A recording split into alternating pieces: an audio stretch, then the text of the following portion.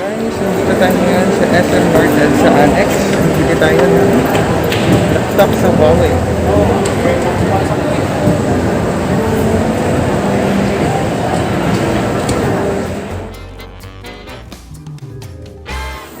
Guys, nandito na tayo sa Huawei. SM North. Bili ng laptop.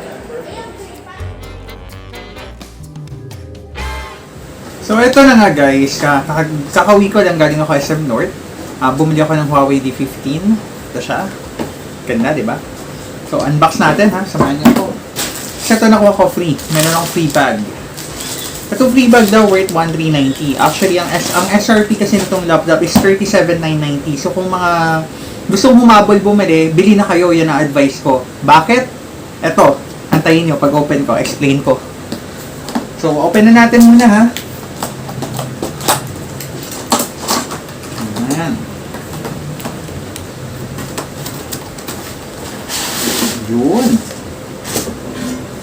So, out of the box, guys, dito yung user manual. Siyempre, yung laptop. Hindi natin dito. Plus, yung mga adapter. Ito. So, out of the box, kasama yung 65-watt charger niya. Oops. Ito. Here. Hindi lang ng charger, di ba? Social, yayamanin. Tapos, ang charger niya, USB Type-C. So, pwede rin siya sa cellphone, di ba? Social. Yan. So, open na natin. Ito na. Open siya.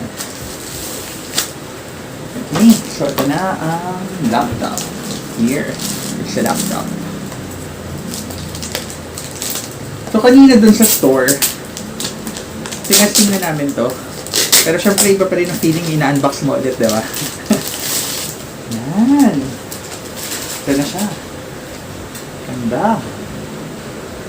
Diba? Tsaka ang nipis, oh. Guys, tingnan nyo. Ang nipis. Oh. Yan ang mga ports niya, oh. Ang kita na, diba?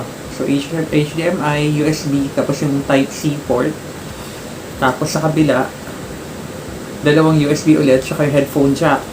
Yan ang maganda. May headphone jack pa siya. Ayan. Diba?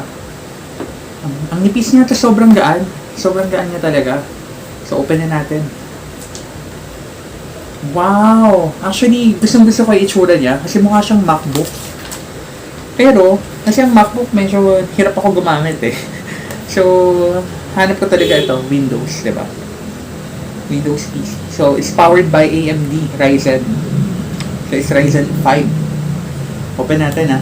Boot up. Oh, diba? Ganda. See? Ayan. Sabi ko nga, diba, na setup na namin kanina. So, yan. Ang ganda niya. Ang camera niya nakatago. This is for privacy protection. So, kung itatry mo yung camera niya, malinaw yung camera niya actually eh. Sa mga ano, na-try ko ng mga unit kanina dun sa mall, ito yung may pinaka-decenteng webcam. So, kung gusto mo ng decenteng webcam, might as well go with Huawei D15. Kasi marami iba, tinignan ko rin mga high-end units eh. Hindi rin ganun kaganda yung camera. Even the Apple, yung pumunta ako sa ni Apple, yung MacBook Pro, tsaka MacBook Air, tinry ko rin eh. Hindi rin ako natuwa sa camera niya. So far ito medyo decente yung kulay ng camera. Oh. Pag nakita nyo, kikita naman ako, di ba? Ayan. So maganda yung kulay niya.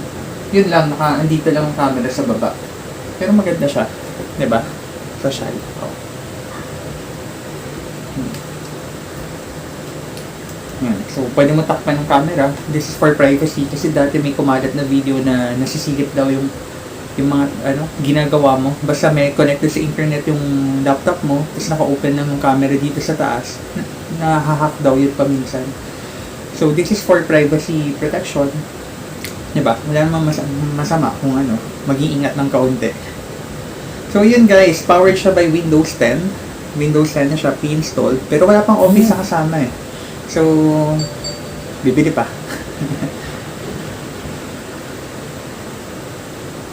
Yan, ang sound niya is Dolby Atmos. Ayan. Pero wala pa akong file kasi. So, sige.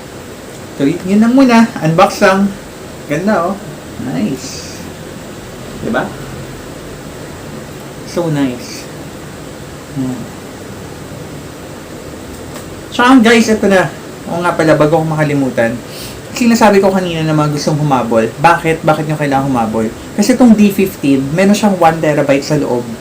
So aside dun sa SSD niya na 256 gig, meron pa siyang 1TB para storage mo ng mga files mo. Kasi yung mga bagong labas like D14 tsaka D13, wala silang wala silang hard drive sa loob. So itong D15, ito lang ang model na meron pang hard drive.